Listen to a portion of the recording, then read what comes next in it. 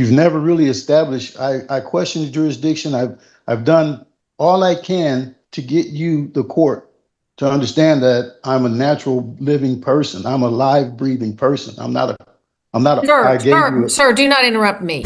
All right, and now we will have the hearing on the motion for new trial. Let me get that paperwork in front of me. Mr. Haynes, if you'll please unmute. Case numbers G 505-4601 and 02, style of the state of Texas versus Vincent Lewis Haynes. At jury trial on November 13th, the jury found the defendant guilty of both charges and assessed punishment. The defendant filed a motion for a new trial and requested a hearing. And the state has filed a response to the defendant's motion for new trial. And Mr. Haynes, you received a copy of that response, correct? correct. Okay. All right. So, Mr. Haynes, this is your motion. I'll let you go ahead and summarize your argument for the court. Can I find out if is this a court of record? Yes, sir. We're a court of record. As I said at the start of every one of these hearings, that everything is on the record, everything is being recorded and streamed live as required by statute. And if when you had your jury trial, you were given the little pamphlet of information about how to appeal, and that's an appeal from a municipal court of record. Okay. Okay. Right. I am a natural born living man, and I grant the court's permission to use my name for future return of my equity. I am not a corporate entity. Do you want me to present something in particular, Your Honor? Sir, you have filed a motion for new trial, and I'm giving an opportunity to summarize your argument. Then the state may make their response, and then I'm going to rule. So summarize your argument for the court as to why you should receive a new trial. Okay. I can only point to several facts. Number one, there was no one in the trial that was identified as an injured party. There's no way for me to make amends for whatever offenses the offended party would have against me. And any claims that the prosecutor may have or willed against me, I would like to know if he was doing so under the penalty of perjury. I also, basically, I am trying to make sure that the court knows that I appeared in trial only under special appearance so that I can get the facts and get any presumptions about my name and the use of my name correct. Sir, I'm going to pause right there. You were not granted any sort of special appearance. You appeared as the defendant charged in a case. No, ma'am, I did not. Sir, do not interrupt me. The complaint was read to you. You entered a plea, and you were not given any sort of special appearance. And this is not information that is included in the motion for new trial that you filed. So this is not an argument that you included there as I have read it. So you need to be summarizing your argument that you in your motion for new trial that you have filed. This is your time to make your argument regarding that motion. This is not a time to raise new issues that were not. It's not a new issue. When I told you I am a natural living person, and that even in your chambers, I did not identify with the all caps, in which you said that's only for reading purposes. And I vehemently objected, and I opposed that because I don't want the presumption to go forth. So that is a part of the motion. That is a part of why the request of a new trial is. All right, continue with your summarization. Okay. So in order for any presumption or any assumption of me being a corporate entity where the court may see and maybe the court may not see that I am not a corporate entity and that I can settle and close this matter because the court should be able to identify the court's fiduciary responsibility and allow for this claim to be verified and settled on the record. All right, is that the summary of your argument? I mean, couple that with, like I said, there was no person in the courtroom that identified me as offending them or violating any laws. All right. Response, Mr. Bishop? Yes, Your Honor. Buckle up, guys. Today we are going to witness a courtroom exchange that takes a very unusual turn. What starts as a routine hearing on a motion for a new trial quickly becomes a clash over identity, authority, and legal jurisdiction. The defendant insists that he is a natural living man rather than a corporate entity and argues that no injured party was ever identified during his trial. As the judge repeatedly redirects him back to the legal issues in his motion, the tension rises as both sides struggle to stay on the same page. The defendant's motion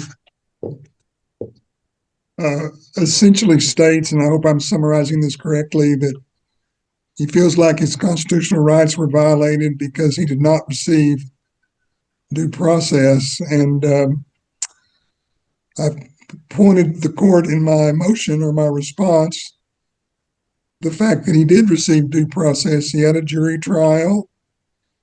He had the right to face the officer, and incidentally, the officer is the one who would be testifying under penalties of perjury. The prosecutor did not testify. I'm not a witness. The officer would testify under penalties of perjury, and he did testify. Defendant had a right to cross-examine him.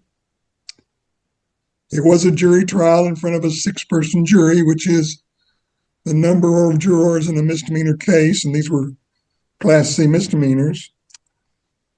And so the defendant would not be entitled to a 12-person jury unless he was in district court, which is not the case. These are not felonies. They would not be, these are Class C misdemeanors. And so the state would point to the fact that he had a jury trial. He had a right to cross-examine the officer. The officer testified under penalties of perjury. And the jury found the defendant guilty on both offenses. And there's been no other error identified by the defendant that would warrant this court granting him a new trial. I object. Sir, hang on, Mr. Haynes. Go ahead, Mr. Bishop. You may have you finished? That's all that I have, Your Honor. Mr. Haynes, you have an objection. You may state your objection. Okay, I object because he's saying that the officer is the one that is testifying. The officer is a peace officer. The officer did not testify as to me hurting him. There was no one in the courtroom that identified me as offending them.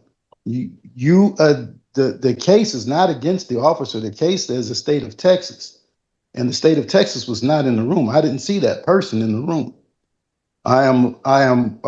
But the constitutional issue is I have a right to face my accuser, and there's no accuser that was identified in the room. All right. Therefore, due process is a part of the guarantees under the Constitution. All right. Thank you very much. All right. The court has read and reviewed the defendant's motion for new trial with attachments and the state's response to the defendant's motion for new trial, and has heard the argument here during this hearing. This is also the same court that presided at both the pretrial hearing and the trial. I'm noting for the record that the defendant, Mr. Vincent Lewis Haynes, was advised several times that these are criminal charges which carry criminal penalties.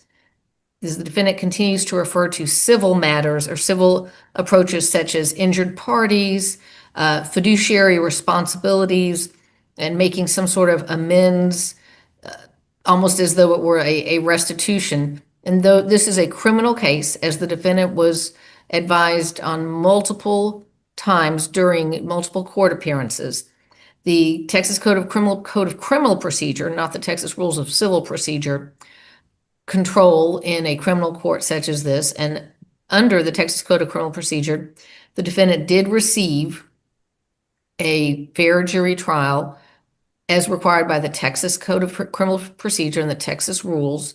The defendant received a 6-person jury trial and was given the opportunity to hear the officer testify. The officer was the accusing witness. The defendant was given the right to confront the accusing witness and to cross-examine the officer. Therefore, the court is denying the defendant's motion for new trial. Your Honor, The prosecutor responded by outlining why the defendant had already received due process. He explained that a jury heard the case, the officer testified under oath, and the defendant was given the opportunity to challenge that testimony through cross-examination. The defendant immediately pushed back, arguing that he had never been confronted by a true accuser and that the state itself was not present in the courtroom. After listening to both sides, the judge carefully reviewed the record and ultimately denied the motion for a new trial, setting up the hearing's most decisive moment.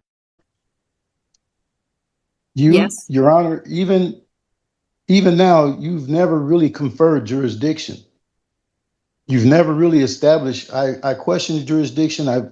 I've done all I can to get you, the court, to understand that I'm a natural living person. I'm a live breathing person. I'm not an artificial person. Mr. Haynes, I understand that every defendant that appears in this court is a natural living person.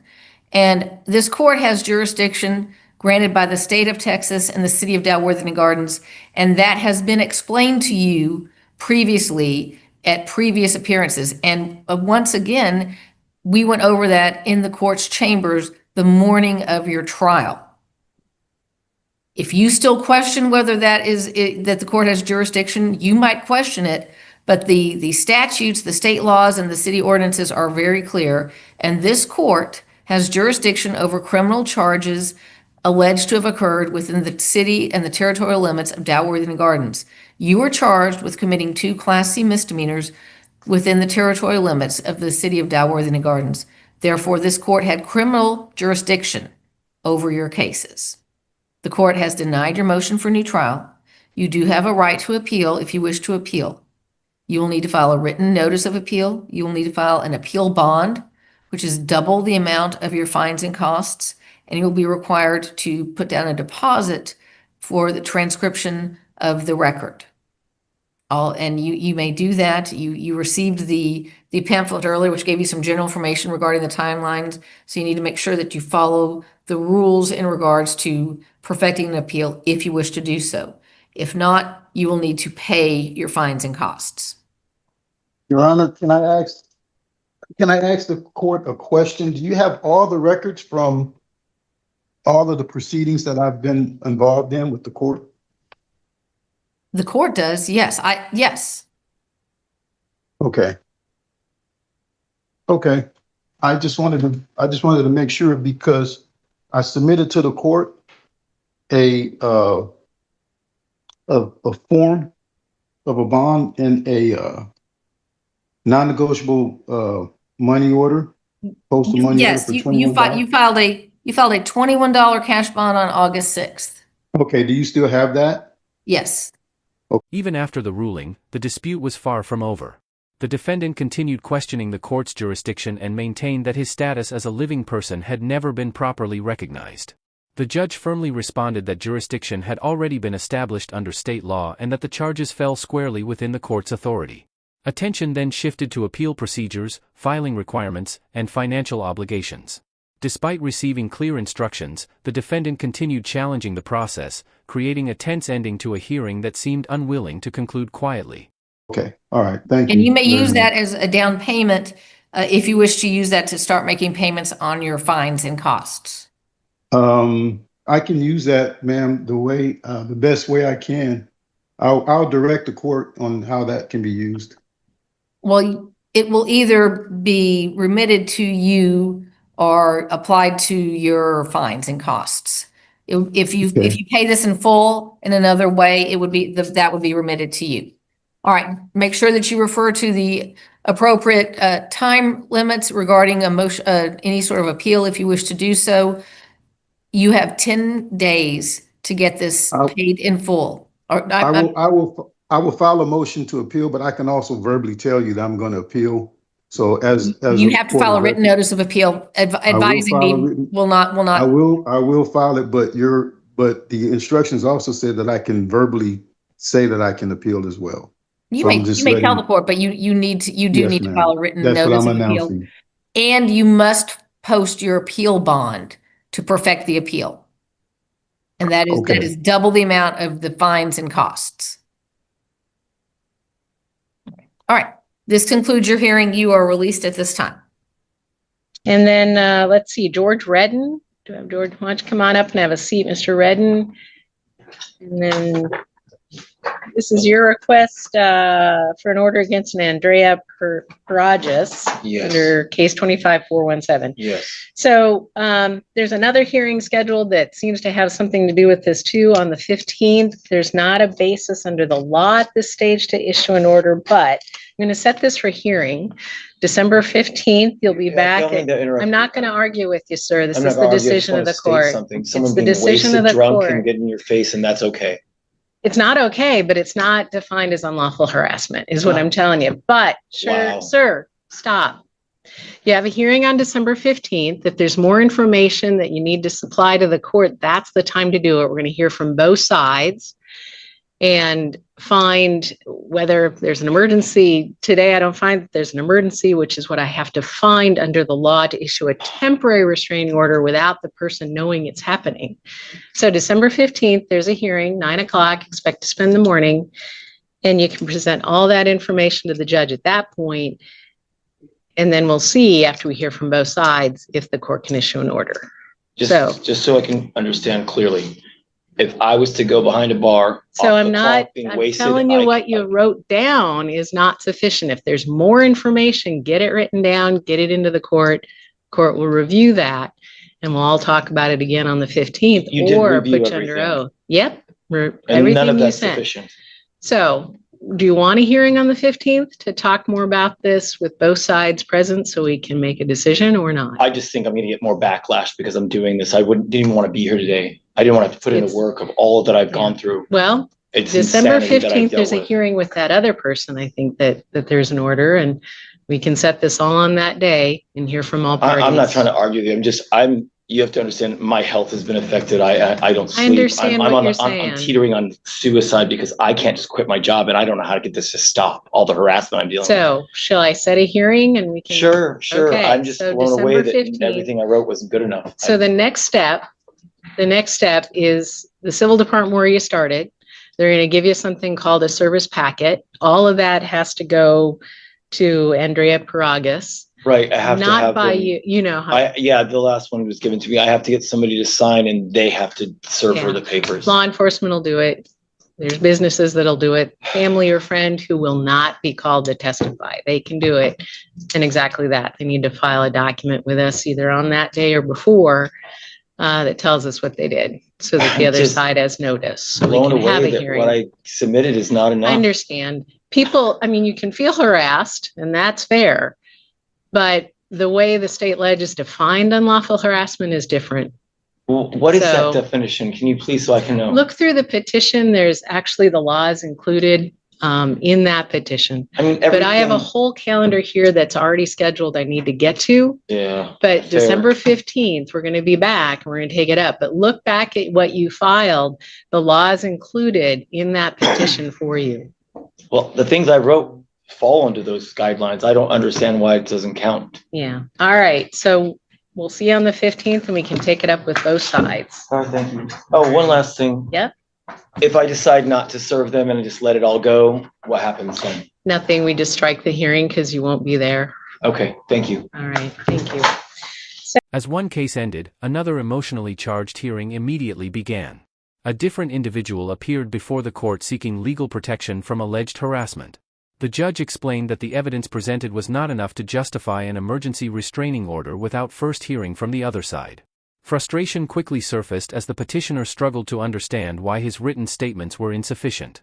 The conversation took a serious turn when he revealed the toll the situation had taken on his mental health. The judge scheduled